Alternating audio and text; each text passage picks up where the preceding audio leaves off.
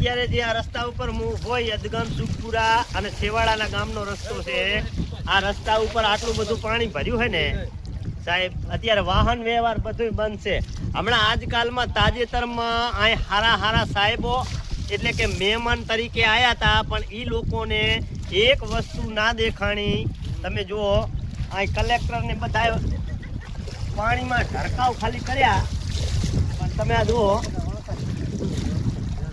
એમ કે આ વીજ બ્રિજ છે એટલે લાઈટનો થાંભલો હે આવ ડેમેજ થઈ ગયો હે, ખાલી 2 હળિયા ઉપર છે, સમજ્યા ને.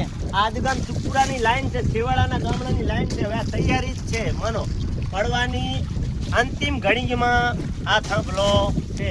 3 થી 4 હળિયામાં છે.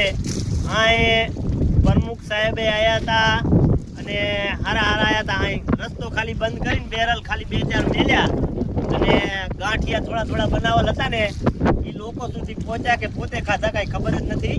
પણ એમ કે ખાલી જોયું એ લોકોને દેખાણું ખાલી પાણી, પણ આ બ્રિજ ના દેખાણું. આના હાથે બનાવેલો રહ્યો ને આ પુલ, આ કીધું મને લાગે કે મારા જન્મ પહેલાનો આનો અહીંનો છે.